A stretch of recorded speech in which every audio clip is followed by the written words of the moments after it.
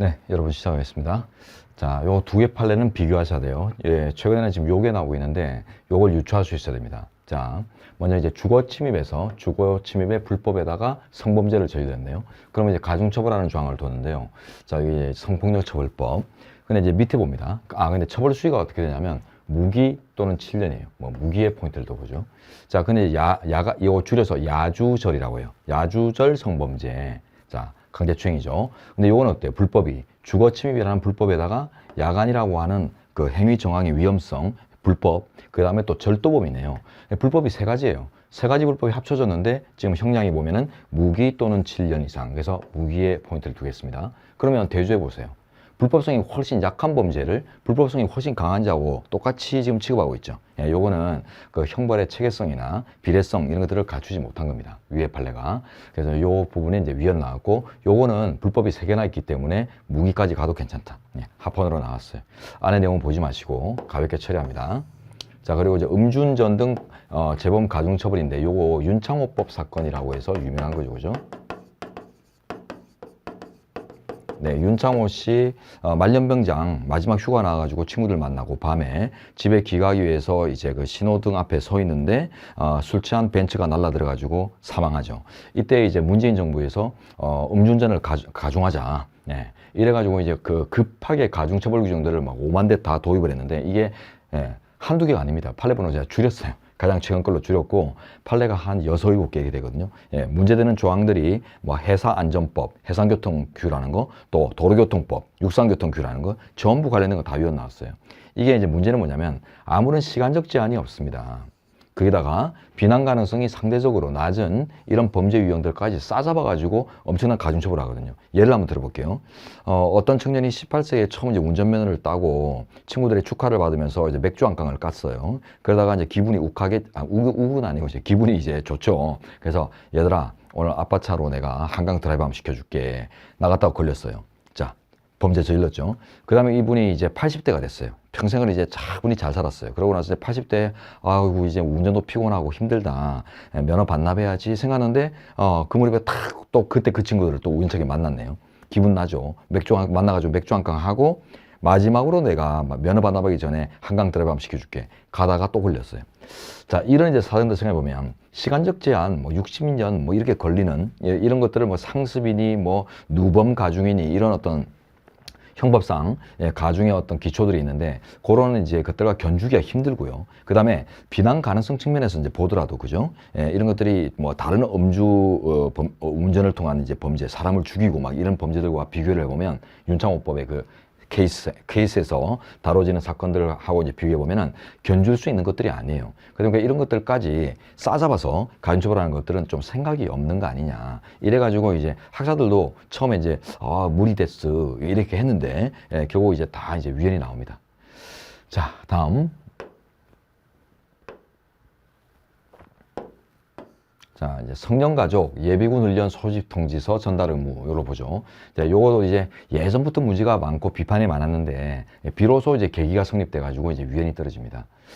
예비군 대원 본인이 부재할 때, 예비군 훈련 통지서를 수령한 같은 세대 가족 중에 성년자가 정당한 사유 없이 이걸 전달하지 않으면 형사처벌을 하는데 이게 그냥 단순한 범칙금이나 과징금도 아니고요. 형벌이에요. 그러다 보니까 이게 너무 가혹하지 않느냐. 남의 그 활동을 누가 이렇게 이렇게 관리할 수 있는 것도 아니고, 다 큰 청년을. 그 예전에 보면은 동네에서 보면은, 야, 이 갑동이 이 자식 어디 갔냐 하면서 막 돌아다니는 아저씨들이 계세요. 뭐 쪽지 하나 들고. 그러면 아주머니들이, 엊그저께 그 기타 메고 친구들하고 해변가 간다고 갔는데, 이놈이 아빠를 죽이려고 그래. 깜빵 보내려고 그래 하면서 난리가 나거든요. 자, 이거 이제 위헌 나오는 거 보십시오. 예비군 훈련을 위한 소집 통지서의 전달이라는 정부의 공적 의무. 자, 이거 국방의 의무를 관철하고 관리하는 것들은 기본적으로 이제 정부 또는 이제 국가의 몫이죠. 근데 이걸 이제 단지 행정사무의 편의를 위해서 개인에게 전가하는 결과다. 이래가지고 이제 위헌이 납니다. 거기다가 형사처벌까지 부과하는 이런 것들은 좀 너무하지 않느냐. 이래서 이제 위헌이거든요. 죄악시하는 것 자체가. 그래서 죄악시할 것까지는 없다. 이게 이제 결론인데, 결국 이제 답은 여기 있습니다. 행정사무의 편의다. 편의. 자, 그 다음에 이제 군인사법상 병징계영창인데요. 이거는 판례 두 개를 비교해서 외우면 아주 간단합니다. 자, 영창제도가 두 가지 판례가 있는데요. 자, 첫째, 먼저 나온 게 그 옛날에 지금은 없어진 법인데 구 전투경찰대 설치법이라는 게 있습니다. 거기서 이제 전투경찰들 영창제도를 운영하고 있었거든요. 그리고 지금 나온 이 판례가 이제 군인사법에서 규율하는 사병, 군사병 영창제도입니다. 자, 요거는 합헌 나왔어요. 근데 얘는 위헌이 나오거든요. 이유는 간단합니다. 정경영찰제를 담았던 법은 그 사유를 아주 이제 창고에 억류할 정도로 그 높은 비난성이 있는 이런 사유로 잘 구성을 했어요. 그래서 사유가 한정적으로 잘 규율되는 바람에 합헌이 나왔는데 얘는 반대로 사유가 너무 열려 있어요. 그래서 이제 아주 단순한 어떤 위반 행위까지도 사령관이 마음만 먹으면 쳐넣을 수 있는 이런 사유를 가지기 때문에 사유가 이제 포괄적이다. 그래가지고 과도하다라는 평가를 받았습니다. 이렇게 이제 외우세요. 외우셔야지 되는 파트입니다. 자, 그 다음 이제 인간존엄 같이 해서 이제 강론으로 가보죠. 총론까지는 보면은 여러분 그 좀 제가 설명을 많이 드려야 되는 요런 요소들이 특히 아까 지방자치 보니까 막 짜증나죠, 그죠? 그렇지만 이제 강론 이후로는 보면은 이제 간단하니까 뭐 여러분한테 맡길 거는 또 맡기고 이렇게 하겠습니다. 자, 학교폭력 가해 학생의 이제 서면사과 조치인데요. 학폭 학생 서면사과. 원래 자신이 원하지 않는 사죄나 사과를 강요하는 것들은 대부분 다 위헌 나왔어요. 그래서 이제 선례상 각종 이제 사죄나 사과를 이제 강요하는 것들 대부분 위헌입니다. 요거 빼고는 다 위헌 나왔어요. 그 이유가 그 개인의 어떤 인격을 왜곡시킨다고 봐요. 그 마음속으로는 난 잘못이 없는데 그러나 잘못했다고 빌어야 되는 이런 것들이 그 인격상 사람의 그 가장 고유하고 고귀하는 그 인격상의 그 왜곡을 불러일으킨다. 그래가지고 이거는 이제 위헌으로 봤는데 요거는 이제 반대로 또 합헌이 됩니다. 그 이유를 들어보면은 특별한 교육적 조치로서의 어떤 교육적 효과를 인정을 해요. 그래서 말로만 끝낼 수 있다고 하면 보통 이제 눈도 안 마주치고 미안해 이렇게 끝나면 오히려 기대하고 왔던 그 피해 학생에 더 상처를 줄 거예요. 그러나 이제 글로 써서 제출하라 이런 것들은 가지고 하면서 찌꺼리다 보면 어때요? 내가 이렇게까지 했었나 하면서 자기 반성의 기회를 가질 수 있는, 그리고 이제 눈물을 뚝뚝 흘려가지고 이제 눈물 묻어 있는 걸 전달하다 보면 그 피해 학생이 감동을 할 수도 있겠잖아. 그러니까 이렇게 정상적인 교우 관계를 회복할 수 있는 특별한 교육적 효과 이런 것들을 이제 가진다고 봤고요. 그 다음에 밑에 또 뭐 보면 이걸 뭐 이행을 하지 않더라도 추가적인 어떤 조치나 불이익 조치 이런 것들이 또 없었어요. 이런 것들은 이제 외워야 되는데 외우지 않고 접근할 수 있는 하나가 더 있습니다. 이걸 좀 보태드리면은 플러스에서 사과의 방식만 규제를 하지 사과 내용까지 직접 이런 내용으로 작성하라 이렇게 규제를 안 하죠, 그죠? 그래서 사과 방식만 규제될 뿐 사과 내용을 규제하는 것이 아니기 때문에 침해의 최소성 이런 것들을 다 갖췄다라고 해서 이제 합헌이 나오는데 하여튼 특별한 교육적 효과 요걸 물고 넣으십시오. 자, 그 다음 밑에 판례가 이제 좀 큰 판례인데 태어난 즉시 출생 등록될 권리의 성격 문제입니다. 자, 요거는 이제 사실관계를 좀 보시죠. 지금 이제 현행법에 따르면 어떤 이제 남성과 여성의 결합을 통해서 이루어진 혼인관계, 이걸 예정을 해서 자 보십시오. 이 사례를 보겠습니다.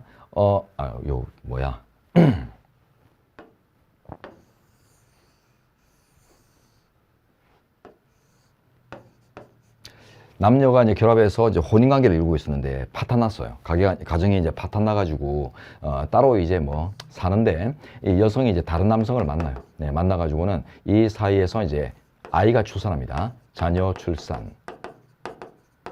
요것 때문에 이제 문제가 되죠. 근데 이 우리 현행법에 따르면은 이런 혼인관계 내에 있는 존재들만 요 자녀에 대한 이제 출생신고가 가능해요. 출생신고가 되고. 지금 이제 이 혼인관계에 있지 않은 이 남성, 이 남성은 진짜 아버지죠. 생부지만은 출생신고가 안 되게 돼 있어요.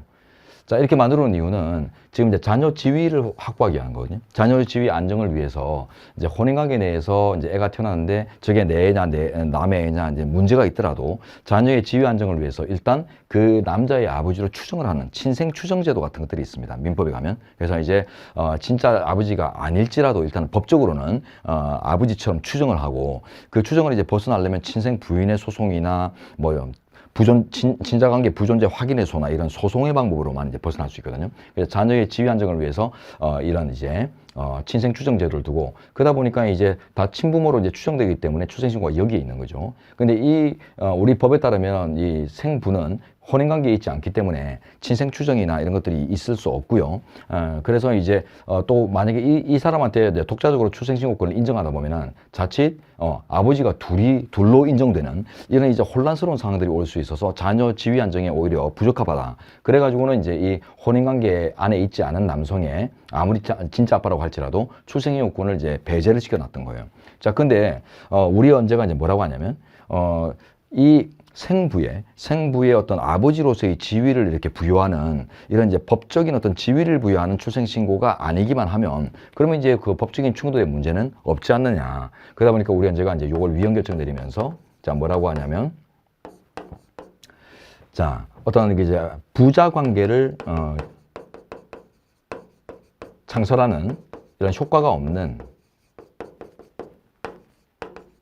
자, 단순한 사실관계를 신고하는 출생신고. 자, 단순한 출생사실 관계의 신고. 이런 것들은 이제 필요하지 않겠느냐. 이렇게 생각한 거예요. 그래서 이제 부자관계를 창설하고 하다 보면은 친생자 추정제도나 이런 민법의 기존제도하고 충돌해서 오히려 자녀의 지위가 불안해질 수 있는 이제 위험이 있겠지만 이제 그런 거 없는 단순한 이제 출생사실 자체만 팩트만 신고하는 방법. 이걸 이제 생부한테 주던가 아니면 이제 주로 병원에서 일을 하니까 그 병원에서 지방자치단체에 바로 신고를 해가지고 이제 이루어지는 이런 것들을 통해서 이제 이런 자녀의 지위를 오히려 더 안정화시킬 필요가 있다라고 한 건데요. 그래서 이제 위헌이라는 걸 아시고 이 사례가 이제 어떤 사례냐 명칭을 부여하면 그림자 아이 사건이라고 제가 이제 명칭을 부여해 보겠습니다.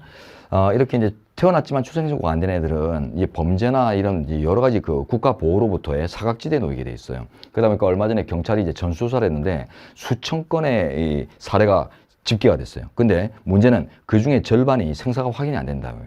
자, 이러니까 범죄의 대상이 됐을 수도 있고, 그죠? 예, 학대의 대상이 되고, 뭐, 장기 밀매의 대상도 될 수 있는 이런 위험에 놓이게 만드는 것들은 국가 보호의 취지를 넘는 것이다. 이래가지고 이제 망각한 것이다 해서 위헌이 나왔습니다. 자, 이렇게 사실관계를 아시고 이제 들어보죠. 그러면 이제 태어난 즉시 출생을 등록될 권리의 이제 성격 뭐 이런 당연한 내용이고요. 그 다음에 이제 근거를 한번 보겠습니다. 우리 헌법의 명문의 규정이 없거든요.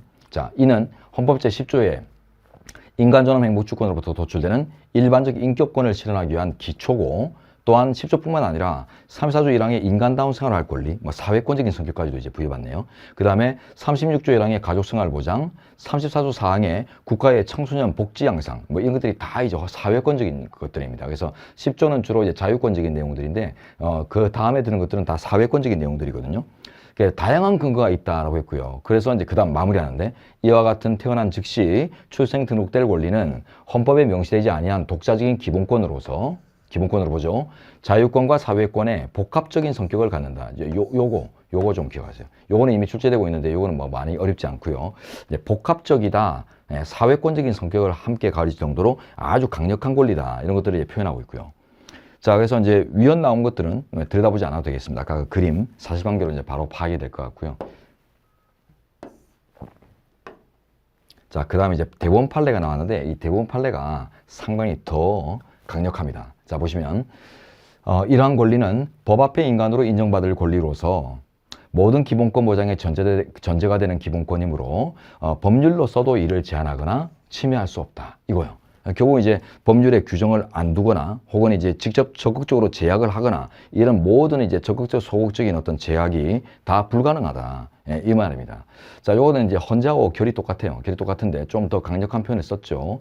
근데 이 표현을 보시면 모든 기본권 보장의 전제가 되는 기본권. 보통 이런 이제 표현들을 보면 생명권 이런 거 다룰 때 많이 쓰거든요. 우리 헌재가. 그래서 사람의 생명의 유지가 곧 모든 권익의 보유, 향유 이런 것들의 전제가 되는 것과 마찬가지로 사람답게 취급되려면 기초가 되는 것이기 때문에 생명권에 준하는 정도의 어떤 최상급의 가치를 이렇게 이제 부여받을 수 있다. 이렇게 이제 판시한 의미가 있습니다. 그래서 법률로서도 안 돼. 이런 포인트들 잡아내시기 바라고요. 이미 출제됐죠, 그죠?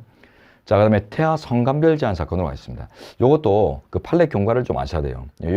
여기다가 해보죠. 자, 태아 성감별 제한의 취지는 뭐냐면 여자아이 낙태 방지 취지입니다.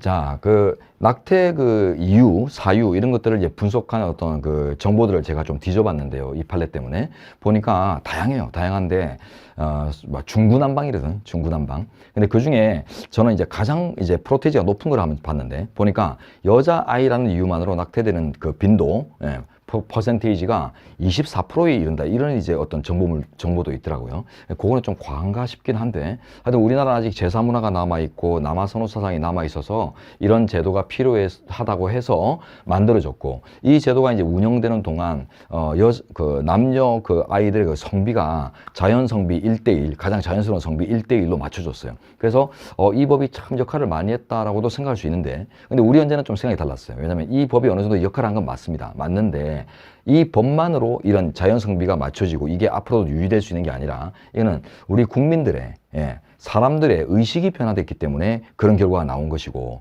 그래서 그 의식이 이미 변화된 마당에는 이 이제 낙태 방지를 위한 조항이 필요 없어졌다. 사문화됐다는 게 결론입니다. 자, 그래서 이제 판례를 한번 볼게요. 예전에 이제 구의료법에서 자, 이거 성감별을 전면 금지했거든요. 남아인지 여아인지 절대로 못 알려주고 했어요. 요게 이제 단순연이 떨어집니다. 아, 죄송합니다. 단순연이 아니라 헌법 불합치가 떨어져요.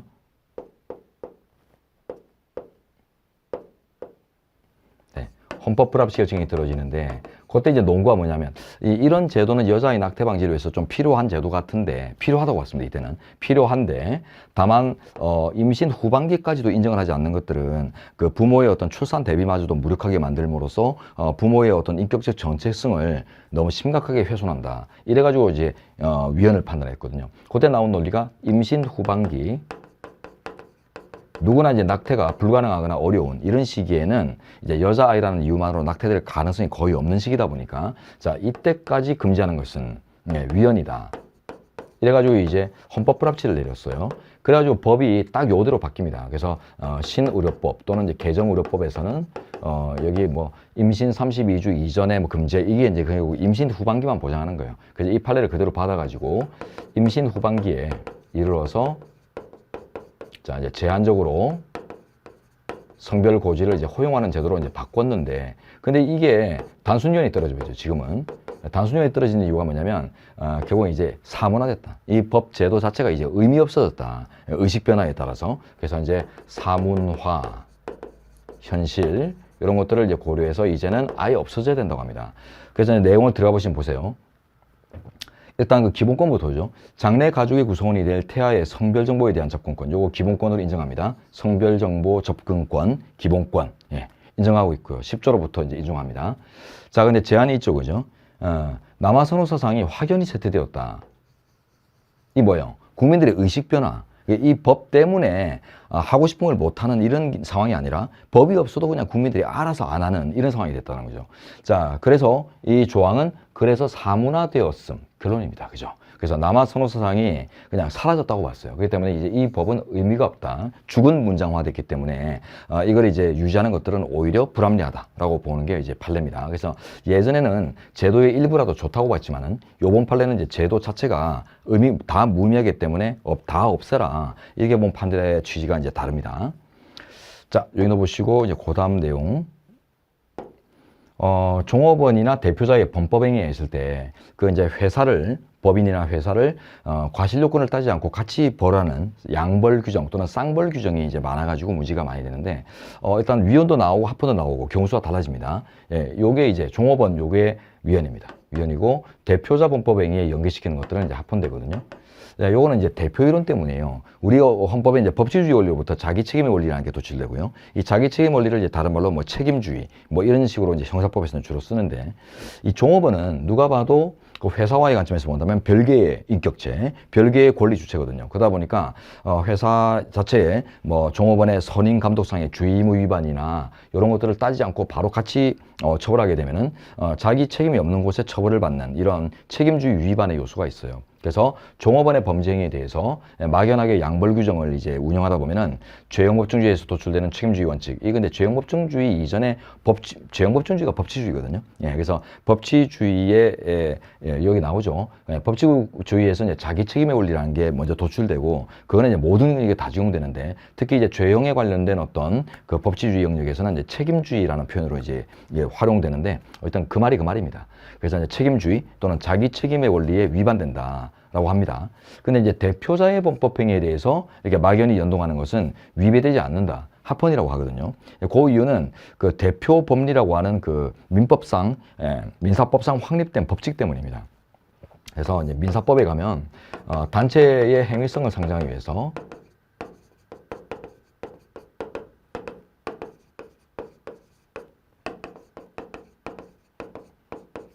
자, 대표자인 자연인의 대표 행위를 대표자인 자연인의 순수한 개인 행위 말고 회사를 이제 대표하는 행위가 있으면 이걸 회사 자신의 행위로 의제를 시키거든요. 예, 그래서 이거를 이제 뭐 법인의 회사의 뭐 단체라고 하죠. 단체의 행위로 의지하는 거. 예, 요런 내용을 담고 있는 이론인데 요게 대표 이론입니다. 요 법칙이 이제 확립되어 있기 때문에 그걸 대입하자면 대표자의 대표 행위가 범죄 행위가 됐을 때 그거는 단체 자신의 행위로 이렇게 이해되는 법칙이 확립되기 때문에 요거는 이제 자기 책임 관점에서 위반되지 않는다라고 하는데요.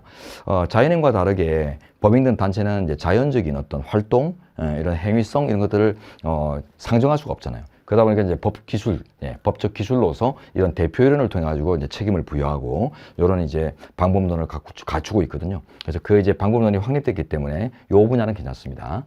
자, 구분할 수 있도록 준비하셔야 되겠고요. 요거는 작년 변호사 시험에서 이제 출제됐던 예입니다. 자, 그리고 이제 주 52시간 상한제, 따끈따끈한 거죠. 요거 워라밸이죠, 워라밸. 예, 워라밸을 이제 부여하기 위해서, 복지를 위해서 근로시간을 이제 한정하는 것들인데, 최근에 지금 문제가 좀 많이 되는 게 비판 세력들이 많이 형성됩니다. 지금 국제적으로 보면은 상당히 이제 그 경쟁이 엄청난 상황이죠, 지금. 긴장감이 있는 상황. 그래서 우리가 뭐, 초격차를 내가지고 이제 안도할 수 있었던 이런 이제 반도체 분야, 이런 데서 지금 중국한테 완전 막 이제 추월당했다. 뭐 이렇게까지 얘기할 정도잖아요. 거기다 요번에 이제 비상계엄이나 이런 이제 국정 혼란 상황에서 더더구나 우리가 막 경쟁력을 잃어가고 있죠. 원하는 막 치솟고. 그러다 보니까 이제 이게, 일을 하려고 하는 의지가 있는 사람들한테도 법이 못하게 이렇게 가로막는 것들은 이게 뭐 워라밸을 떠나가지고 이런 그 근로자의 자유나 의지 같은 것들을 너무 무시하는 거 아니냐. 그리고 또 업무의 성격에 비추어서 뭐 반도체 분야나 뭐 특히 이런 특정한 분야에서는 보면은, 중국의 그 싼 노동력을 투자해가지고, 그 중국이 우리를 추월하게 된 배경이 그 싸고 오래 쓸 수 있는 노동력이에요. 그러다 보니까 이제 우리가 예전에 그런 노동력을 이용해가지고 급성장했던 거를 중국이 이제 따라잡은 거죠. 그러다 보니까 이제 경쟁력 확보를 위해서는 당사자가 원하고 회사가 바란다면 그런 것들을 이제 계약을 통해서 월급을 더 주고 이렇게 쓰는 것들도 어느 정도는 유연하게 인정해야 될 것인데 법이 너무 일률적이라 이래가지고 이제 위헌적이라 하지만 우리 현재는 어쨌든 이런 사회복지 대책 자체가 잘못되지는 않았다고 봐요. 그래서 결론만 체크하십시오. 결론만. 그래서 이제 합헌 나왔다. 이 정도면 충분할 것 같습니다. 자, 그리고 이제 자동차 좌석 뒤 착용 강제 및 운전 중 휴대전화 금지. 이런 것들은 다 이제 도로교통의 안전을 보호함으로써 그 당사자도 보호하고 타인도 보호하는 이런 이제 도로교통법의 취지죠. 그래서 당연히 합헌은 나와야 되는데 전부 합헌입니다. 근데 이것도 이제 제한되는 기본권이 중요해요. 일반 행동 자유권이라는 것이 명시구조는 없지만 10조에서 도출해 쓰는 우리의 그 파생 권리죠. 자, 모든 행위를 할 자유와 하지 않을 자유로, 자유권들은 다 적극적인 자유, 소극적인 자유, 할 자유, 안 할 자유를 다 포함합니다. 자, 가치 있는 행동만 보호용적으로 하는 것은 아니기다. 이걸 이제 광의설이라고 하죠. 아주 넓게 봐요. 그래서 인간의 가장 이제 보편적인 행동 양식, 이런 것들을 이제 기본권으로 꾸민 내용이다 보니까, 그래서 이제, 의식의 흐름에 따라 자기가 원하는 대로 행동할, 이런 것들을 이제 보편적으로 보다 보니까, 결국 이제 어떤 인격적 가치 판단을 평가를 받을 수 있는 그런 행동으로 한정하지 않습니다. 그래서 인격적 가치 판단, 유무, 인격적 가치 유무, 이런 것들을 이제 불문하거든요. 그러다 보니까 이게 가치 있는 행동만 보호 영역으로 하는 것은 아닌 것으로 이런 표현들이 나와야 돼요. 아니다. 그래서 인격적 가치, 이런 것들을 이제 부여하지 뭐 하기 힘든 이런 이제 행위들도 다 보호가 돼요, 대부분 다. 자, 그래서 또 특히나 위험한 생활 방식으로 살아갈 권리를 포함한다. 이렇게 보면 다 위험하게 살 권리들이죠. 예, 일단 그러나 기본권으로 보호되나 그러나 이제 도로교통의 안전이라는 공익을 위해서 합헌이다라고 됐습니다. 자, 그 다음에 금융거래 정보 제공 요구 처벌인데요. 자, 법조문 보죠. 금융회사 등에 종사하는 자에게 타인의 금융거래 정보를 요구만 하면 형벌을 받아요. 근데 이 사례를 한번 들어보세요. 이 사례는 어떤 사례인가 하면은 지금 자기도 모르게 휴대폰에 띵동 해가지고 보니까 누구지? 예, 나 모르는 사람한테 송금이 된 거예요. 10만 원. 근데 보니까 이제 거래은행하고 그 사람 이름만 써져 있습니다. 자, 그래서 이걸 나는 모르는 사람인데 그래서 돌려주고 싶은데 기회가 없죠. 그래서 이제 은행 업무를 이제 보러 간 이제 그 기회에 그 은행원한테 물어봐요. 그래서 제가 이런 일이 있었는데 좀 돌려보내고 싶은데 이분 계좌 혹시 알지 못할까요? 같은 은행인데 이랬더니 원래 그 법상 잃어드리면 안 되는데 워낙 이제 좋은 마음이시니까 한번 알아보겠습니다. 해가지고 이제 알려줬어요. 그래가지고 송금을 해줬더니 그 송금을 받은 사람이 처음에는 기뻐요. 오우, 야. 찾았다. 예. 근데 갑자기 또 생각이 바뀐 게, 근데 내 계좌를 어떻게 알고 보냈지, 이것들이? 예, 누가 이걸 알려준 거야? 이게 뭐야? 개인정보 취급이 왜 이래? 이래가지고는 이제 고발을 하면서 이제 문제가 됐던 거예요. 그랬더니 이제 이런 착한 사람들의 그 착한 마음, 이런 것들까지도 형벌의 대상으로 삼는 것들이 과하지 않는가? 이게 이제 문제되는데, 역시 위헌 나옵니다. 금방 이제 제가 드린 이 예들이 지금 논거로 쭉 구성되고 있거든요. 나중에 읽어보세요. 네. 그래서 이거는 이제 차고송금, 뭐 환송이라고 할까요? 환송 사례 이렇게 잘못 들어온 송금을 이제 돌려보내는 요런 이제 그 착한 마음을 가진 사람들이 자칫 이제 처벌의 대상에 들 수 있다는 이런 위험은 말이 안 되는 게 맞죠, 그죠? 자, 됐고. 자, 그다음에 이제 운전면허 부정 취득 시 그가 갖고 있는 모든 면허를 필요적으로 취소한다. 위헌 나옵니다. 근데 이제 부정 취득한 운전면허를 취소하는 거는 합당하죠, 그죠? 부정 취득한 거를 필요로 취소하는 게 좋아요. 근데 그렇지 않은 면허까지 이제 확인되지 않은 것까지도 다 임의적인 재량도 아니고 반드시 필요적으로 취소하는 것들은 문제가 되는 게, 자, 이 면허를 못 가지면 다른 면허도 못 가진다라는 관계가 있으면은 이게 또 뭐 괜찮다, 합리적이다 볼 수도 있는데 운전면허들이 그런 관계에 있는 건 있을 수도 있고 아닐 수도 있거든요. 자, 그럼 보세요. 아주 특수면허나 이런 뭐 대형면허나 이런 것들은 워낙 따기 힘드니까 또 학원들이 보면 불법을 조장을 많이 하죠. 등록만 하시면 저희가 다 뒷받을입니다. 뒤를 다 봐드립니다. 뭐 이런 식으로 해가지고는 결국 나중에 전수조사에서 걸리고 뭐 이런 경우들이 나오는데요. 그러니까 어려운 면허를 이제 부정 취득한 사람이 그걸 이제 박탈당하는 거 어쩔 수 없는데, 그렇다고 해서 뭐 이종 보통 면허 뭐 이런 거 있죠, 그죠? 예, 이런 면허까지 못 가질 무능력자인가 따져봐야 돼요. 그러니까 이제 그렇게 바로 인과성을 상정할 수는 없단 말이에요. 그래서 이 어려운 면허를 못 딸 능력이면 이 면허도 못 따는 거다. 이런 식으로 이제 상정할 수 있다면 다 박탈하는 게 가능하겠지만, 이 면허는 따기 어려워도 이 면허는 따기 쉬운 면허 자체가 그런 경우들이 있잖아요. 그러다 보니까 이거는 그때그때 경황을 따져가지고 고려할 수 있어야 되는데, 이 필요적으로 반드시 취소하도록 하는 이런 이제 문제점들이 있습니다. 자, 그다음에 선불폰 개통에 관한 증서 타인 제공 금지인데, 이 선불폰만 포인트를 잡으세요. 이 선불폰 관련된 규제는 대부분 다 합헌입니다. 파례가 여러 개 있는데, 선불폰은 우리가 주로 쓰는 이제 후불폰하고 다르게 미리 이제 사용료를 내고 그만큼만 이제 그 서비스를 받는 이런 폰이죠. 회사 입장에서는 어때요? 이동통신 사업자 입장에서는 막 쓰고 톡 껴버릴 수 있는 이런 위험이 없이 낸 만큼만 쓰니까 자기들 입장에서는 엄청 안전하고 또 수익도 되고 좋아요, 그죠? 돈을 먼저 가지니까. 그러다 보니까 이제 선불폰 개통 과정에 그 절차가 아주 간소화되어 있습니다. 웬만하면 이제 많이 유입하려고, 그죠? 그래서 후불폰보다 절차가 아주 간소화된 결과 그 뭐 직접 대면해서 신원을 확인하고 이런 절차가 없어요. 그래서 온라인 상태로 자, 가입이 허용되죠. 그래서 유심하고 어떤 신분증 하나만 이렇게 딱 스캔해서 올리면 바로 그냥 이제 사용할 수 있단 말이에요. 그러다 보니까 그 남의 증서를 빌려가지고 자기 용도로 쓰는 이런 경우들이 워낙 많이 나오는데, 이게 주로 또 악용되죠. 그래서 내려가 보시면 여기 자, 명의자와 실제 이용자가 다른 차명 휴대전화, 이른바 이걸 대포폰이라고 합니다. 이거는 대포소리 뻥 하고 뻥치지 마, 거짓말하지 마, 허위를 표현하는 뻥하고 그 단어가 결합해가지고 만들어진 합성어인데요. 그래서 대포폰이 보이스피싱 용도로 악용되는 것을 방지하기 위한 것이다. 뭐 좋죠. 그래서 이제 합헌 나옵니다. 자, 그다음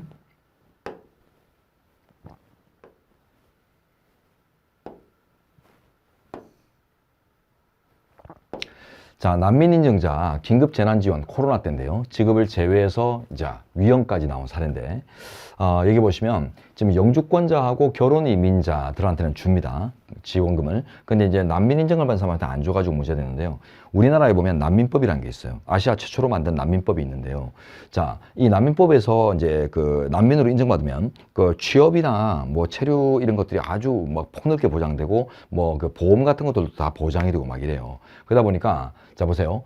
난민 인증자 역시 우리나라에 합법적으로 체류하면서 취업활동에 제한을 받지 않는 등 결국 이제 영주권을 부여받은 자들이나 결혼 이민자들과 거의 차이가 없을 정도로 활동이 보장된다, 지위가 보장된단 말이죠. 그러니까 이제 역시 이게 포인트입니다. 그래서 난민법에 의해 아주 폭넓은 보장을 받고 있는 이런 당사자를 굳이 이렇게 배제할 이유가 합리적으로 존재하지 않는다. 네, 그래서 이제 위헌이 나왔고요.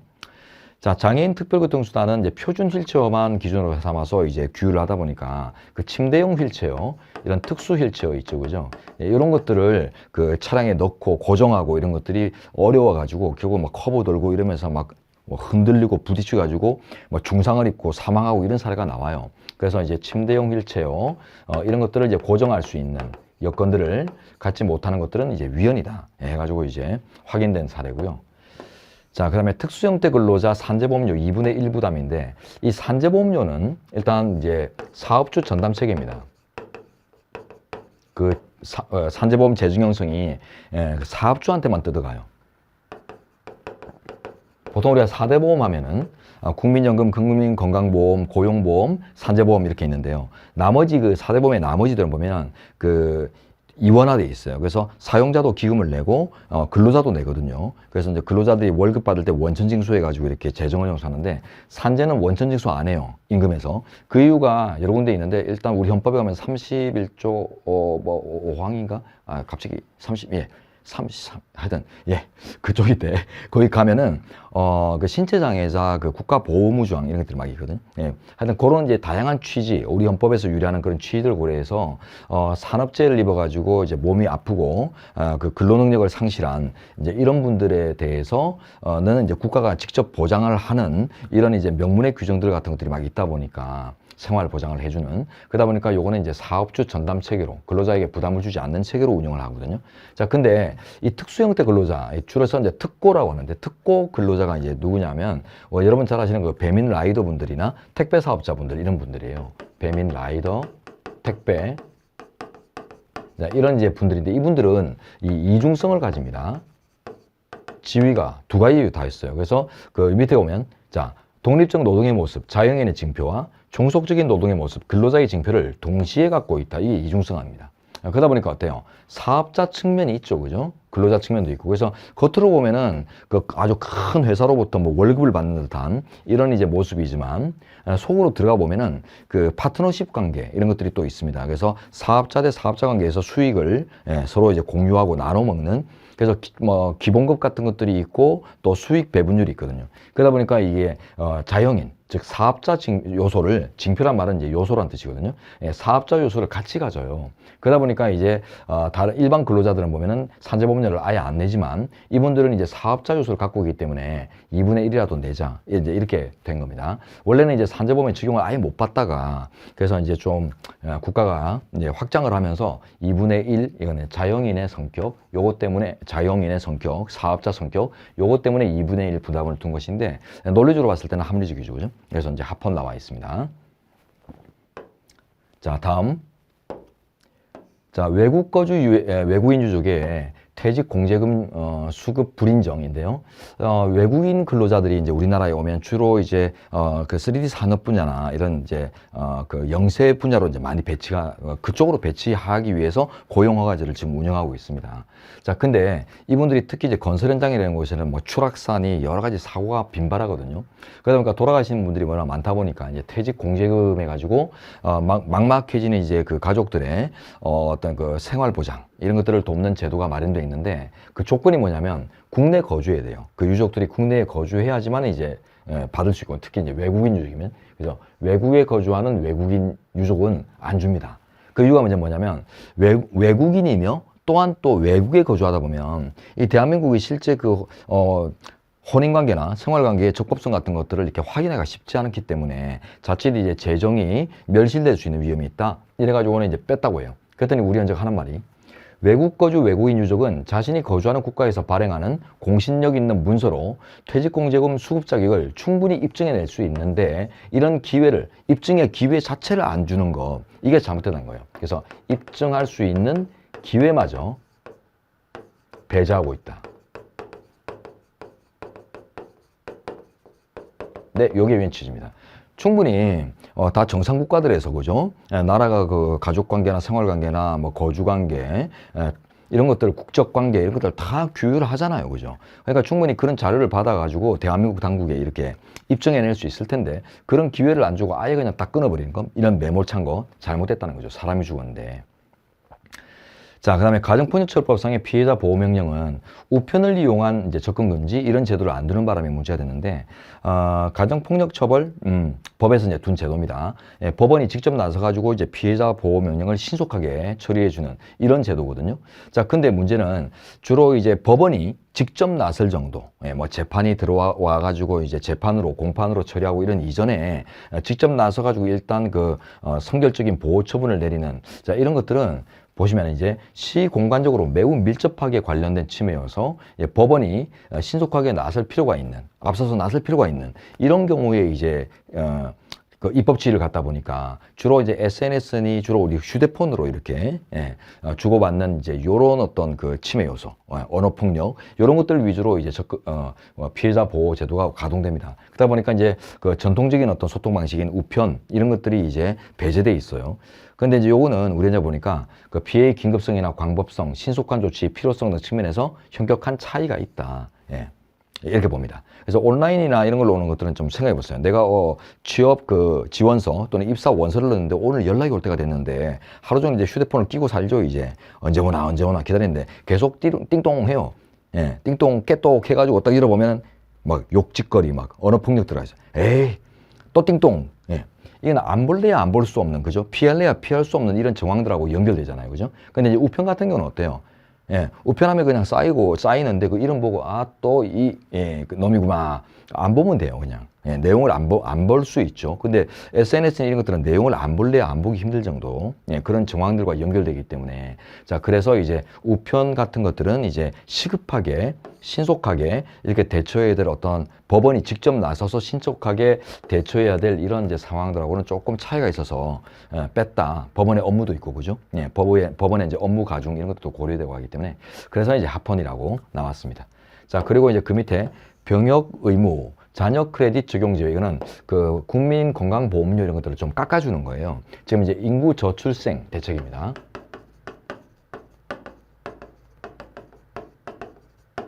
유도하는 거죠, 유도. 인구 저출생, 뭐 자녀 갖고 있으면 좀 깎아주고요. 그 다음에 이제 이게 인구 저출생이 지금 요즘 보면은 이 국방에도 큰 위해가 되죠, 그죠? 지금 유명한 부대들 막 없어지고 이러고 훈련소도 없어지고 그러다 보니까 그럼에도 불구하고 이 병역을 수행해 주셨으면 참 감사한 거예요. 국토방위의 기여였기 때문에. 그래서 이제 이런 어떤 신용에 따르는 어떤 혜택의 부여, 멤버십 크레딧 이런 것들이 이제 좀 확대되고 있는데 합헌으로 봅니다. 지금 시대 기조 때문에.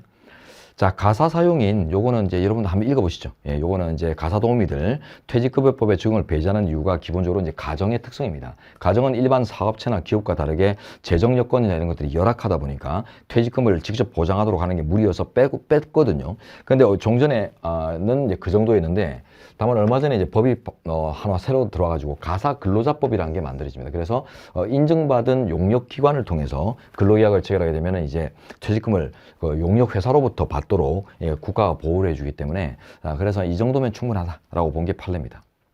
자, 그리고 이제 국가에 대한 가집행 선고 금지, 이 가집행, 여러분 가압류 가처분 가집행 뭐 이런 거 있잖아요, 그죠? 자, 이런 것들이 이제 상속권의 남용을 억제하고 그 결과 신속한 권리 실행을 가능케 하는 이런 제도인데요.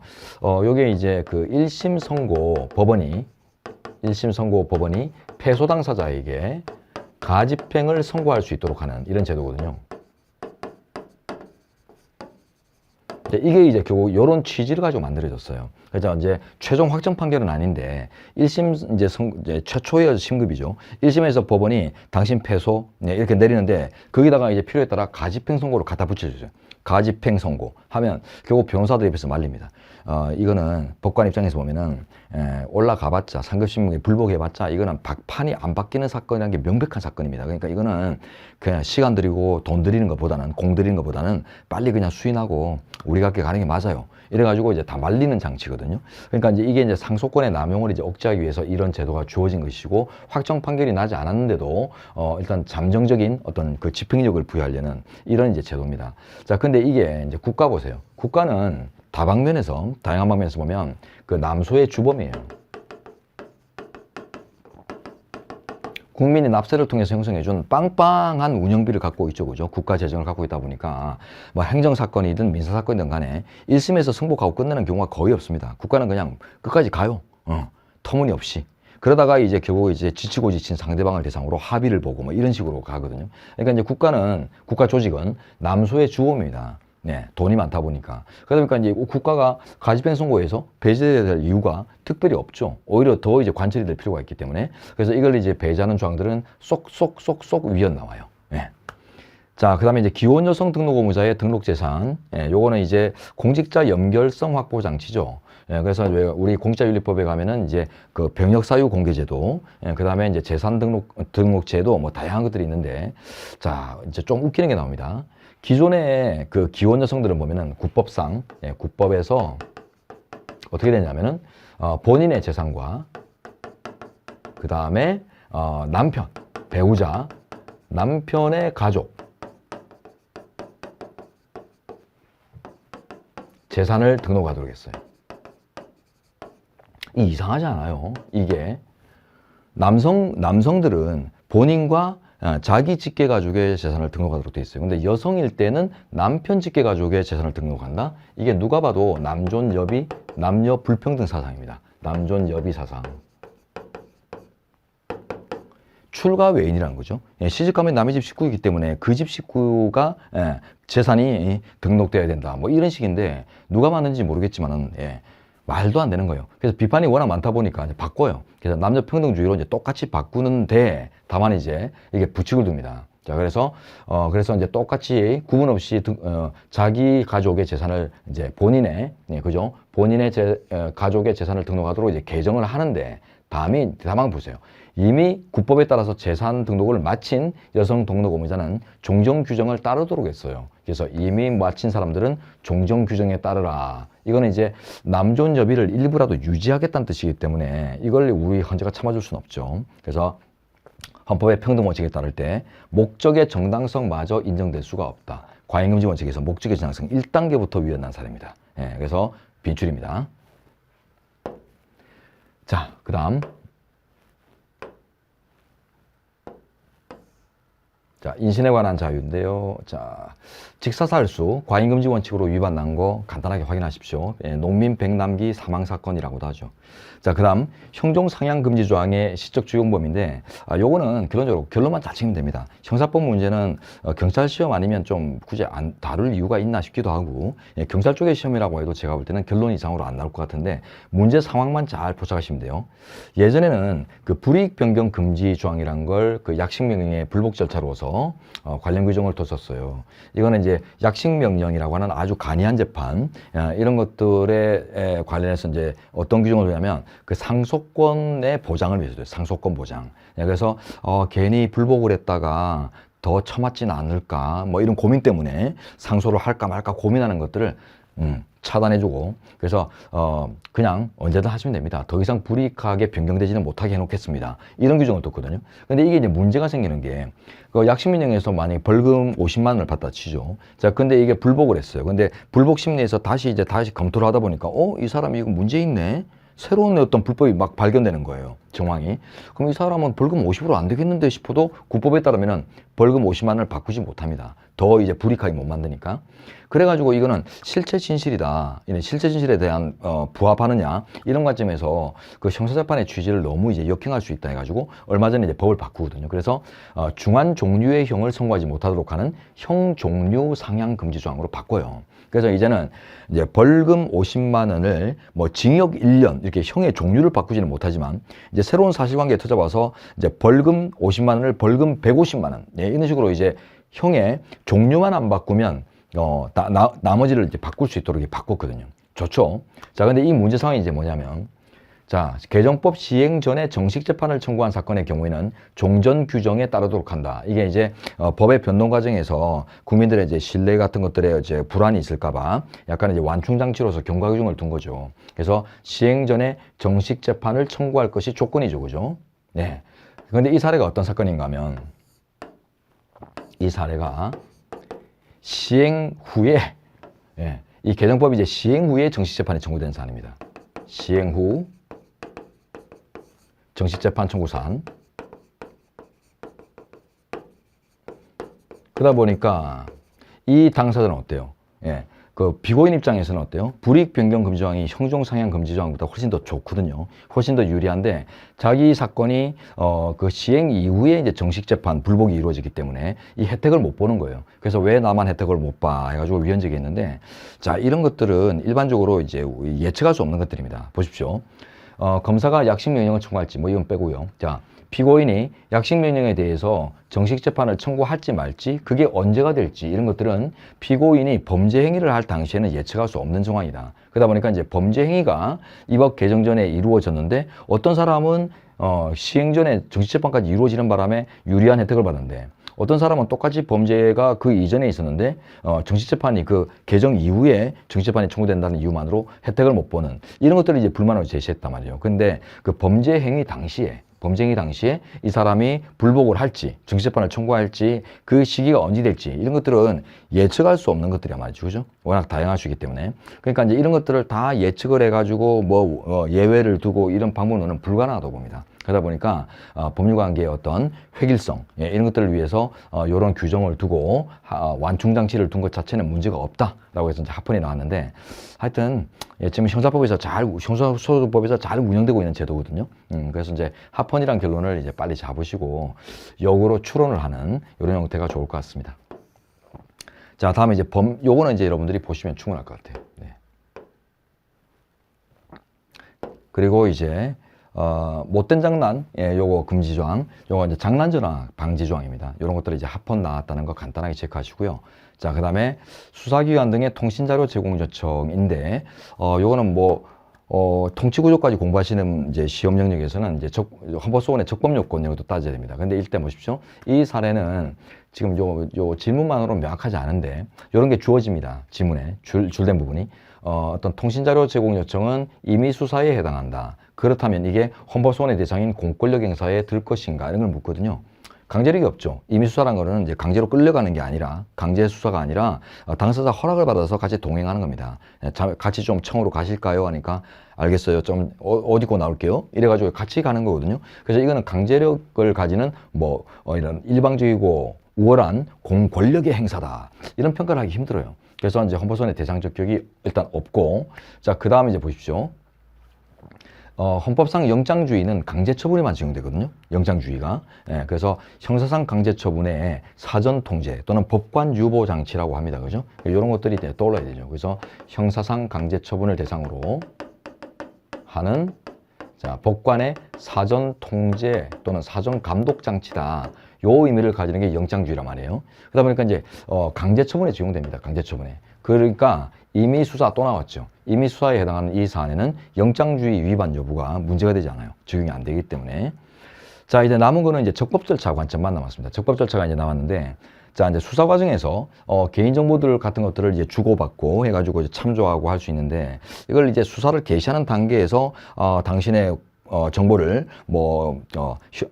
용의자하고 관련인지를 파악하기 위해서 들여다봤습니다. 이런 것들을 이제 미리 알려주다 보면 수사 자체가 공개돼 버릴 수 있는 위험이 크죠. 그러다 보니까 이제 보시면 수사 개시나 이런 과정에서 사전에 미리 이제 알려주는 것, 이런 것들은 좀 곤란할 수 있어요. 그래서 수사 등 정보 수집의 이익을 고려할 때 사전에 그 개인정보를 들여다본 이런 내역들을 알려주는 것들이 적절하지 않은 측면들이 있습니다. 자, 그렇다면 사후에 수사가 이제 어느 정도 마무리가 될 지점이나 혹은 전적으로 이제 끝나버리는 이런 상황들이 있잖아요. 그래서 이제 일부라도 전부라도 이렇게 이제 좀 일단락됐을 때 그때는 당신의 자료를 본 적이 있는데 불복하시려면 하십시오. 불복 방법은 이런 법의 방법이 있습니다. 이런 것들을 이제 통제하는 게 얼마든지 가능하거든요. 수사 이익을 해치지 않으면서. 그럼에도 불구하고 이 법에서는 이 사후 통지 절차가 전혀 없었어요. 그래서 이제 적법 절차 위반으로 위헌이 나오는데 위헌이 나오는 포인트가 사후 통지까지도 없다는 것입니다. 사후 통지까지도 없어서 아무런 감독 장치가 없다는 것이 문제가 된 거고 그 외에는 다 이제 벗어난다는 거 이런 것들을 좀 기억하시고요. 자, 다음.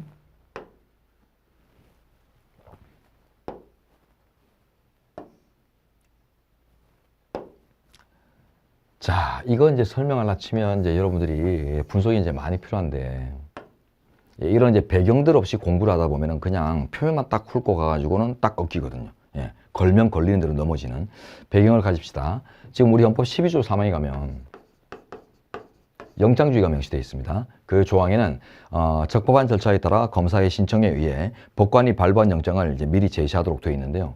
이때 이제 영장주의에 검사의 신청 조항이 들어가 있어요.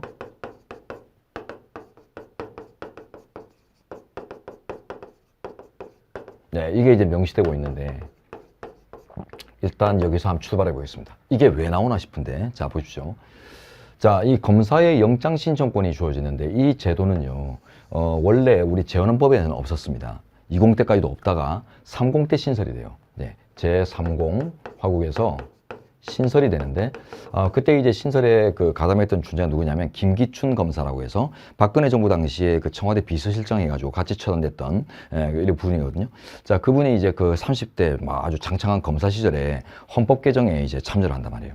그때 이제 그 논리가 뭐냐면 120 당시에 친일파로 척결되지도 않은 이런 이제 존재들이 묻어가지고 이 경찰 인력이 너무 방대해져가지고 결국 이제 무지막지한 어떤 수사권을 남용하고 있으니까 냉정한 검사들을 통해서 법률 전문가를 통해서 이걸 좀 통제할 필요가 있다. 자, 그래서 이제 그때 이제 수사권의 남용, 경찰 권력을 중심으로 하는 이제 수사권의 남용을 통제하기 위해서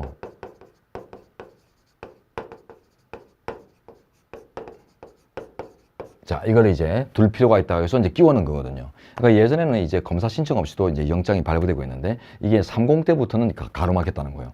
그러면 이제 문제는 이겁니다. 검사에 이제 여기다 끼워볼게요. 자, 영장 신청권이 주어졌죠, 그죠? 이 영장 신청권은 헌법상 권한입니다. 자, 근데 이게 수사권하고 이제 같은 거냐? 다르죠? 왜요? 수사권이라고 하는 권한의 통제를 위해서 만들어진 신청권이잖아요. 그렇기 때문에 헌법에 직접 명시되고 있는 검사의 권한으로서 이제 영장 신청권이 있는데 이게 수사권하고 동의어가 아니라는 것입니다. 오히려 수사권을 다른 권한을 통제하기 위한 다른 권한이지.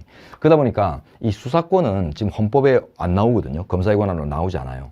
자, 그래서 이거 수사권을 축소 조정하는 이제 검수완박법에 대해서 진짜 문제가 되고 또 공수처법이 문제가 되고 뭐 여러 가지 문제된 상황에서 이런 논리들이 일단 전제가 되면 이제 판례를 읽기가 좀 수월해집니다. 자, 그럼 이제 들어가 볼게요. 일단 요거는 이제 그 좀 직전인데 요거부터 볼까요? 자, 헌법 제12조 3항에 규정된 영장신청권자로서 검사는 검찰청법상 검사만 지청하는 것이 아니라 검찰권을 행사하는 국가기관인 검사로서 공익의 대표자이자 인권옹호기관으로서의 지위에서 그에 부합하는 직무를 수행하는 모든 자를 의미한다. 그래서 이제 검찰 측에서는 이거 공수처법이 만들어지니까 이제 수사권이 배분됐죠. 그러니까 아니 검찰청법에 따라서 검사라는 존재가 성립돼 있는데 이 새로운 걸 만들어 가지고 이렇게 배분하는 것들이 헌법 위반이다. 뭐 이 식으로 얘기를 했거든요. 그러니까 우리 헌법에 이제 검사는 그 영장주의 조항에 유일하게 나오거든요. 영장신청권의 보유자로서 나오는데 자, 이 영장신청권 이게 뭐 때문에 만들어졌다고요? 30때 수사권의 남용을 통제하기 위해서 만들어졌잖아요. 그러다 보니까 이때 영장신청권자로서 헌법이 명시된 검사는 검찰청법이라고 하는 특별한 법에서 조직이나 운영 기준을 둔 그런 자격을 가진 검사만을 얘기하는 것이 아니라 각종 이제 수사권 남용을 통제할 수 있는 기능, 이런 것들을 이제 부여받은 모든 존재들에게 확장이 가능하다는 것입니다. 결론은 뭐예요? 공수처 검사도 이제 이런 인권 옹호 기관, 부패 사건을 처리하면서 그런 건 이제 기능을 부여받기 때문에 충분히 이제 영장 신청권을 누릴 수 있다. 그래서 독자적인 영장 신청권 이런 것들을 이제 인정할 수 있다는 거예요. 자, 거기다가 하여튼 그런 의미고 그다음에 이제 볼게요. 수사처 검사는 공익의 대표자로서 수사처 수사관을 지휘감독하고 피고인의 이익을 함께 고려하는 인권 옹호 기관으로서의 역할을 하며 변호사 자격을 일정 기간 보유한 사람 중에서 임명되므로 뭐 크게 문제가 없다는 점을 종합하면 자 이제 봅니다. 수사처 검사에게 검사나 군검사의 직무를 수행할 수 있도록 하는 것은 영장주의 원칙에 반하지 않는다. 그래서 합헌 나왔죠. 그래서 합헌이란 결론을 가지고 역으로 이제 앞으로 유추할 수 있도록 준비하시는데 요거는 유추가 잘 안 될 수도 있기 때문에 좀 적극적으로 보시고요. 자, 그 다음에 이제 위에 올라가서 요거는 조금 이제 결이 다릅니다. 자, 헌법 원칙으로서 권력 분리 원칙은 구체적인 헌법 질서와 분리해서 파악될 수 없다. 이게 오중으로도 나올 수 있습니다. 자, 구체적인 내용은 자, 권력 분리 원칙의 구체적인 내용은 구체적인 헌법을 토대로 판단되어야 할 것이다. 자, 이게 무슨 말인가 하면 이론적으로 정립된 그 현대적 권력 분립은 그 나라마다 그 채택하고 수용하는 모습들이 다 달라요. 그래서 현대적, 실질적, 기능적 권력 분립이 지금 이제 확립돼 있다고 하지만은 그 세세한 내용들을 나라마다 제도로서 채택하는 모습들이 상이하단 말이죠. 그러다 보니까 이 대한민국의 권력 분립은 뭐냐?